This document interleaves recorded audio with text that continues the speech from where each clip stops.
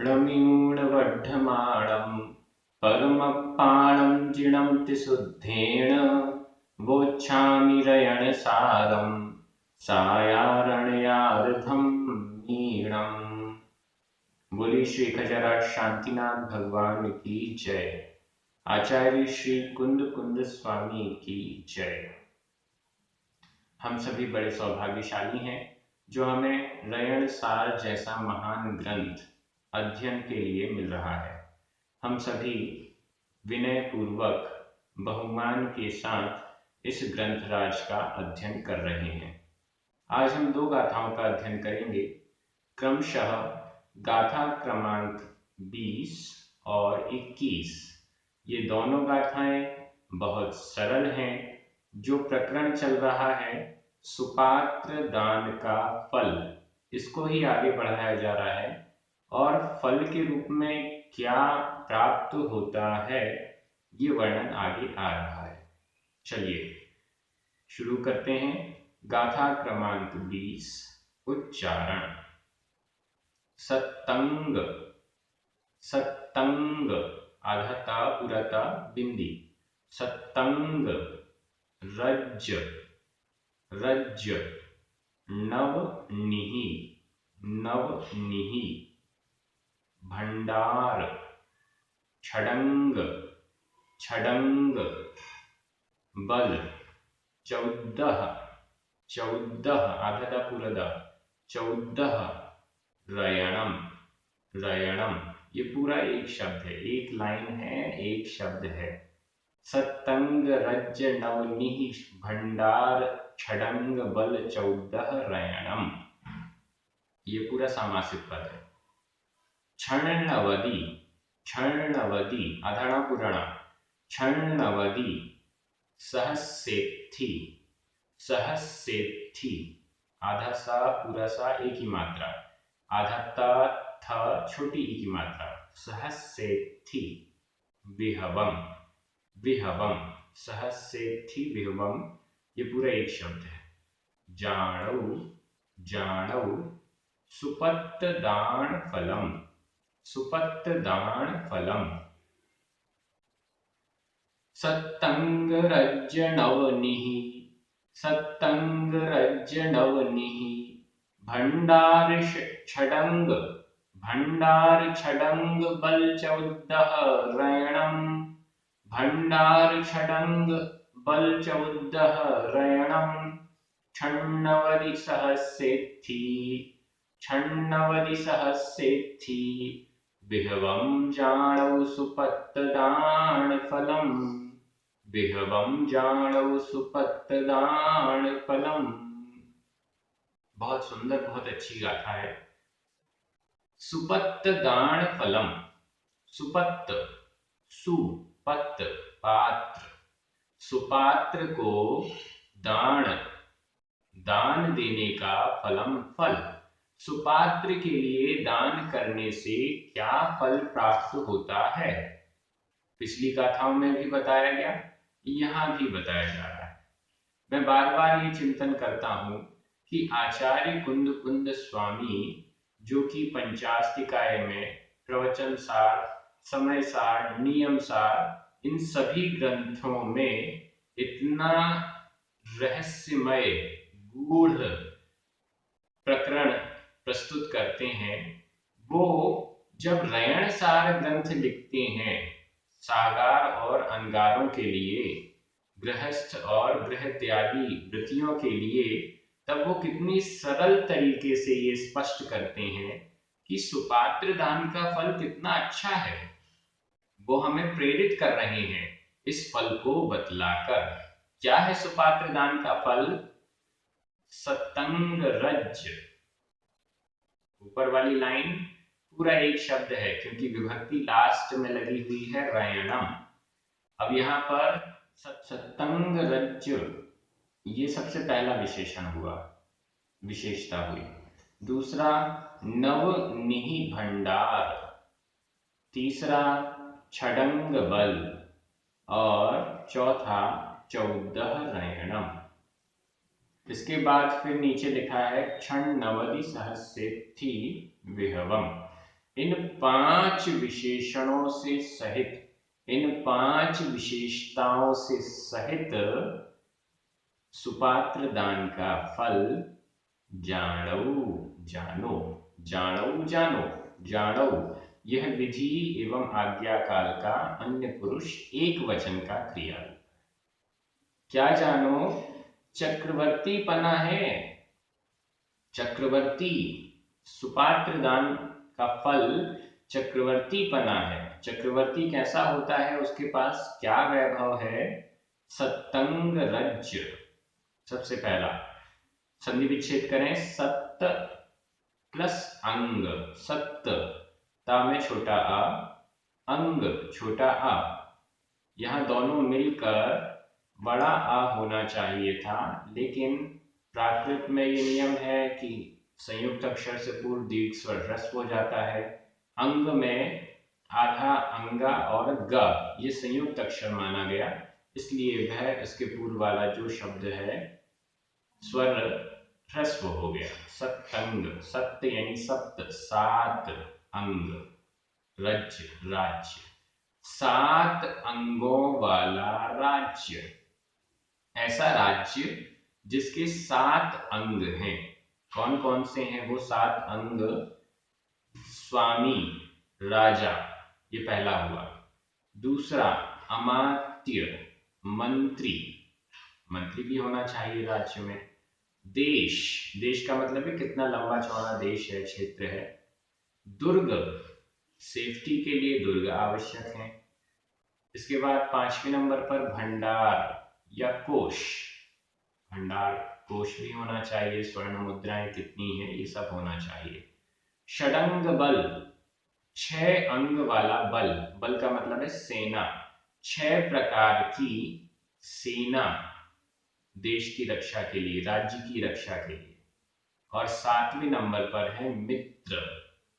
मित्र का मतलब है ऐसे पड़ोसी देश या दूर दराज के राज्य, उनसे मित्रता होना।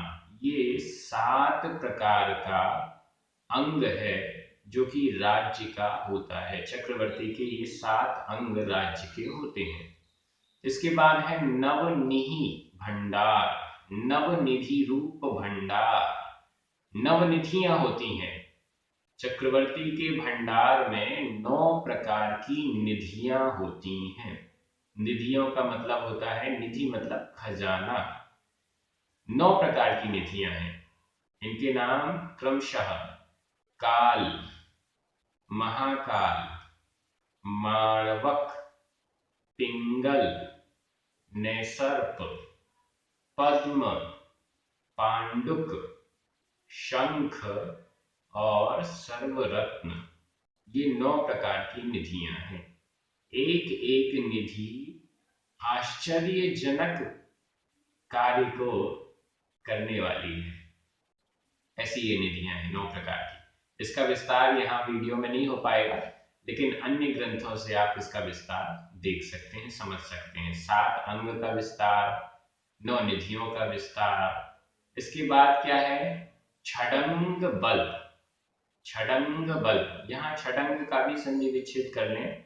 छड, ड में छोटा आ, अंग छोटा आ, दोनों मिलकर बड़ा आ हुआ, लेकिन संयुक्त अक्षर होने से पूर्व का जो दीर्घ स्वर है वो ह्रस्व हो गया, वापस छोटा हो गया। छडंग, छड यानी 6 अंग, 6 अंग वाली बल, बल यानी सेना, 6 अंग वाली सेना, ऐसी सेना जिसके 6 अंग हैं, 6 पार्ट हैं, 6 विभाग हैं। कौन कौन से हैं वो? सबसे पहला चक्र बल, सबसे पहला चक्रवर्ती के पास होता है चक्र, तो उसकी सेना का सबसे पहला हिस्सा है चक्र, जो कि सबसे आगे चलता है। चक्र, उसको देख कर ही आधे से ज्यादा शत्रु आत्मसमर्पण कर देते हैं। तो सबसे पहला अंग है चक्र। दूसरे नंबर पर हाथी। कितने हाथी होते हैं एक चक्रवर्ती के पास? चक्रवर्ती की सेना में 84 लाख हाथी, 84 लाख हाथी।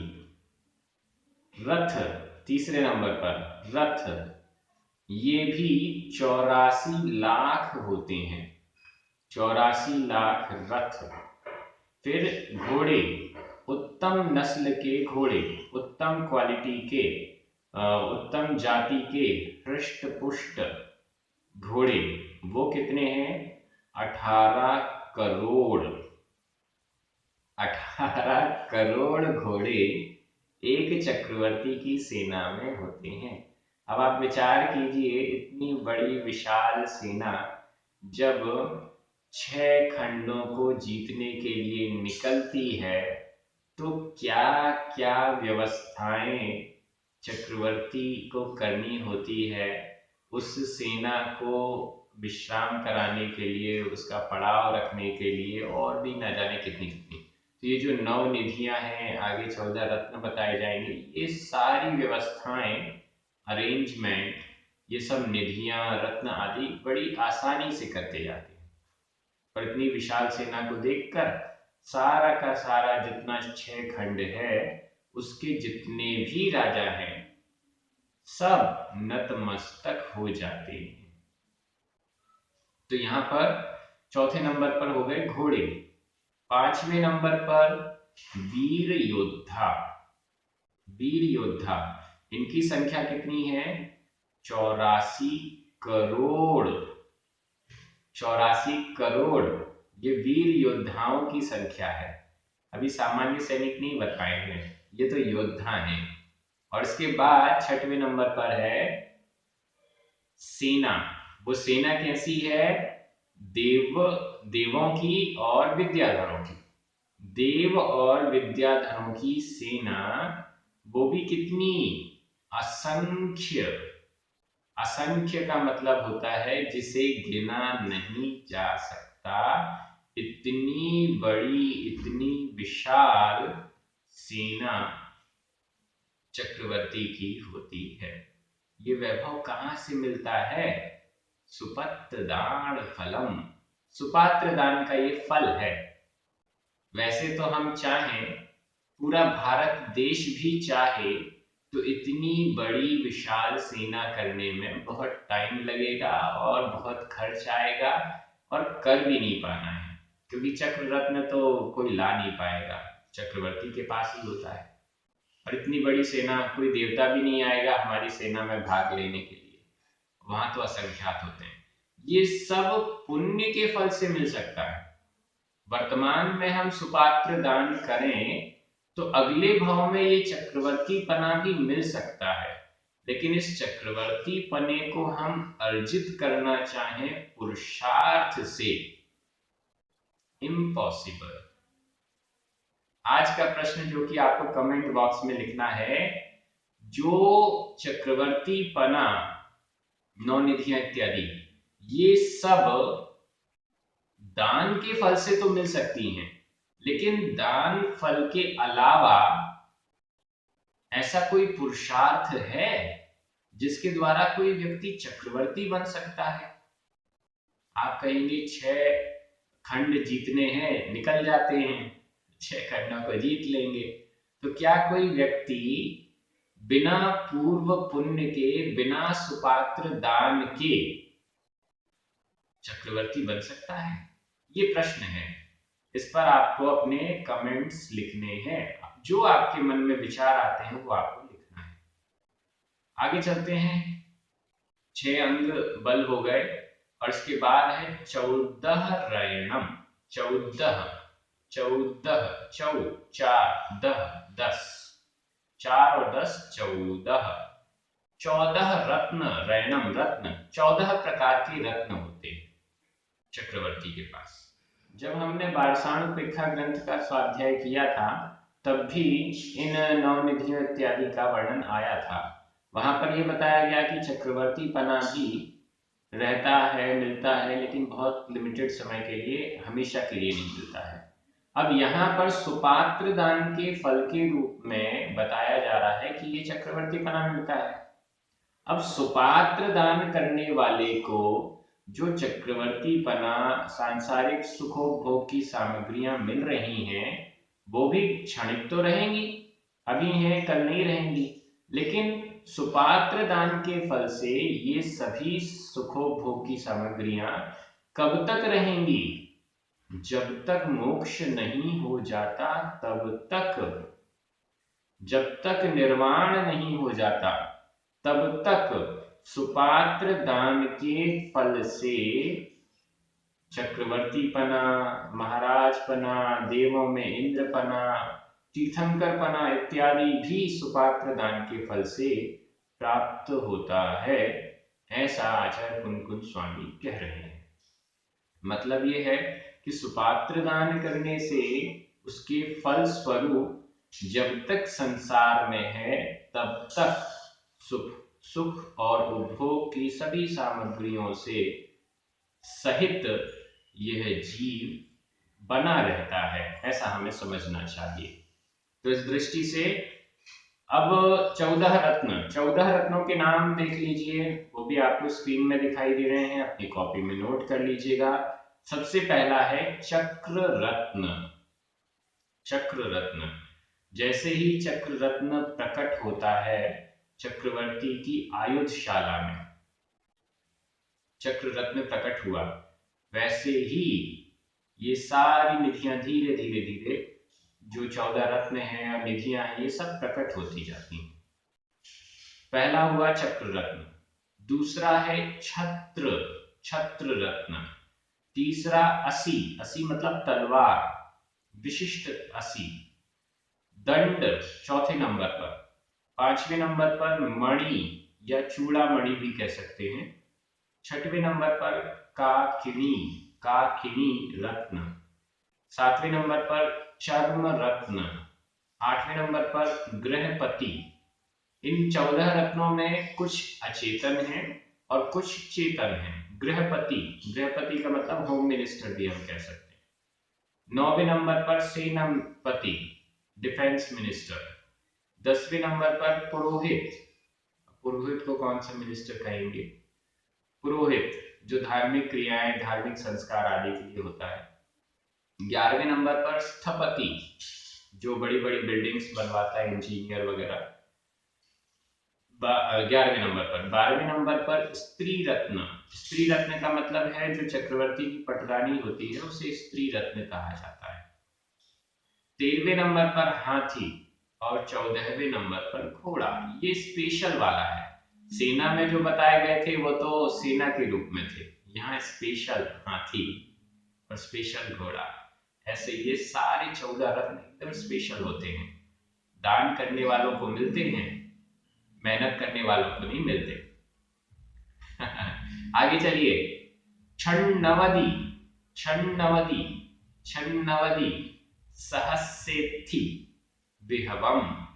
छन्नवदी, छ नवदी 9, 96, 96, 96, सहस्सेथी, सहस प्लस इत्थी, संधि विच्छेद देखिए, सहस सा में छोटा आ, इत्थी का ई, आ और ई मिलकर ए हो गया, सहस्सेथी।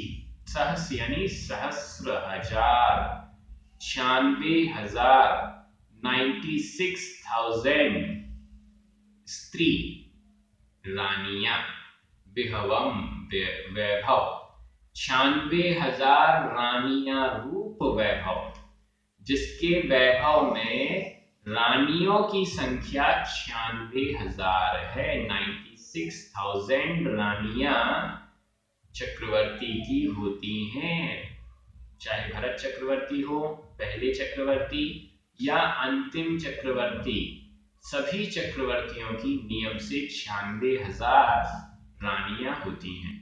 32,000 रानियां आदिखंड से, 32,000 रानियां विद्याधरों की जो श्रेणियां हैं वहां से आती हैं, और 32,000 रानियां म्लेच्छ खंडों से आती हैं। आदिखंड से 32,000, विद्याधरों की श्रेणियों से 32,000 और म्लेच्छ खंड से 32,000, ऐसे 96,000 रानियां चक्रवर्ती के पास होती हैं। और ना जाने कौन कौन सी निधियां चक्रवर्ती के पास होती हैं, और ये सब सुपात्र दान का फल है। मुझे लगता है ये गाथा आपको समझ में आ गई। मैं एक बार हिंदी में अर्थ कर रहा हूं, आपकी नजर तुरंत प्राकृत शब्दों पर जाएगी। 7 अंगों से सहित राज्य, 9 निधियों रूप भंडार, 6 अंग रूप बल सेना और 14 रत्न, 96,000 रानी रूप वैभव, यह सब सुपात्र दान का फल जानो। अब आगे चलते हैं। गाथा क्रमांक 21 उच्चारण। सुकुल, सुरूव, सुलक्षण, सुलक्षण आधा का सुलक्षण, सुमयी, सुशिक्षा, सुशील, सुचारित्रम, सु नहीं लगा हुआ है, चारित्रम, सुहलेशम, सुहलेशम, सुहनामम, सुहसादम, सुपत्त दान फलम। सुकुल सुरूव सुलक्षण, सुकुल सुरूव सुलक्षण, सुमय सुशिक्षा सुशील चारित्रम, सुमय सुशिक्षा सुशील चारित्रम, सुहलेशम सुहनामम, सुहलेशम सुहनामम, सुहसादम सुपत्तदान फलम, सुहसादम सुपत्तदान फलम। यह गाथा भी बहुत सरल है और बहुत जल्दी इसको कंप्लीट कर देंगे क्योंकि टाइम बहुत हो गया है। सुपत्त दान फलम, सुपात्र दान का फल है। कौन कौन सी उपलब्धियां हैं जो सुपात्र दान के फल से होती हैं? एकदम सरल। सुकुल, सुरूप, सुलक्षण, सुमयी, सुशिक्षा, सुशील, चारित्रम, ये पूरा एक शब्द है। सुकुल, सु यानी उत्तम, उत्तम कुल, उत्तम कुल की प्राप्ति, उत्तम कुल में जन्म सुपात्र दान के फल से मिलता है। सुरूप, रूप, उत्तम रूप, उत्तम सौंदर्य। सुलक्षण, सुलक्षण, लक्षण, अच्छे लक्षण, उत्तम लक्षण, सुपात्र दान का फल है। सुमयी, मति, मयी यानी मति, उत्तम मति, अच्छी बुद्धि का होना, ये भी सुपात्र दान का फल है। कई लोगों की शक्ल अच्छी होती है, चेहरा अच्छा होता है, सुंदरता होती है, लेकिन बुद्धि सुमयी नहीं होती, कुमयी हो जाती है।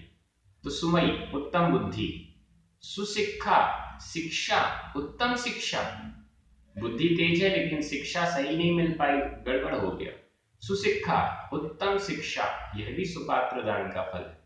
सुशील, उत्तम शील, उत्तम स्वभाव, यह भी सुपात्र दान का फल है। और चारित्रम, चारित्र को भी सही चरित्र होना, यह भी उत्तम पात्रों को दान देने का फल है। इसके अलावा सुहलेशम, शुभ लेश्या, लेश्या का मतलब होता है परिणाम, शुभ परिणाम होना, अच्छी बुद्धि होना, कैसे कार्य करना है उसकी समझ, वह सुलेश्या हम समझ सकते हैं। सुहनाम, नामकरण भी शुभ रहता है जिससे शरीर के अवयव, अंगोपांग इत्यादि सब ठीक ठाक अच्छे बनते हैं। और शुभ साधम, शुभ, साधम साता, शुभ यानी अच्छी प्रकार से, साधम साता, साता वेदनीय का भी शुभ उदय रहता है। वैसे साता वेदनीय शुभ ही है, लेकिन साता हमेशा साता बनी रहती है, उत्तम सुख मिलता रहता है, शांति बनी रहती है, जो सुपात्र दान करता है। अब इसको हम क्रमशः भी लगा सकते हैं। जब सुकुल मिलेगा तो उससे बेटर स्वरूप, उस उत्तम कुल के साथ अगर रूप भी अच्छा है तो और अच्छी बात, रूप अच्छा होने के साथ में लक्षण भी अच्छे हैं तो और अच्छी बात, बुद्धि अच्छी है तो और बढ़िया, बुद्धि के साथ में शिक्षा भी अच्छी मिली है तो सबसे बढ़िया, शिक्षा प्राप्त होने के बाद यदि स्वभाव अच्छा है और स्वभाव अच्छा होने के बाद यदि चारित्र अच्छा है तो सबसे बेस्ट। और इसी प्रकार से लेश्या, नाम और सातावेदी, ये कर्म भी शुभ शुभ हैं। ये सब सुपात्र दान का फल है। सुपात्र दान हमें हमेशा करते रहना चाहिए अपनी शक्ति के अनुसार, अपनी भक्ति के अनुसार। आप सभी बहुत अच्छे से अध्ययन कर रहे हैं, बड़ा आनंद आ रहा है। रयणसार, बासानुतिक्खा, पंचास्तिकाय जैसे बड़े बड़े ग्रंथों का स्वाध्याय चल रहा है, वो भी इतनी विनय और भक्ति के साथ। आप सभी पूर्ण शुद्धता का ध्यान रखते हैं, प्रतिदिन बैठकर व्यवस्थित होकर स्वाध्याय करते हैं YouTube के माध्यम से। ये एक आश्चर्य से कम नहीं है। सभी को बहुत बहुत धन्यवाद। सुपात्र दान करने वाले पुण्यार्जकों को भी धन्यवाद। सभी को जय जिनेंद्र, जिनवाणी माता की।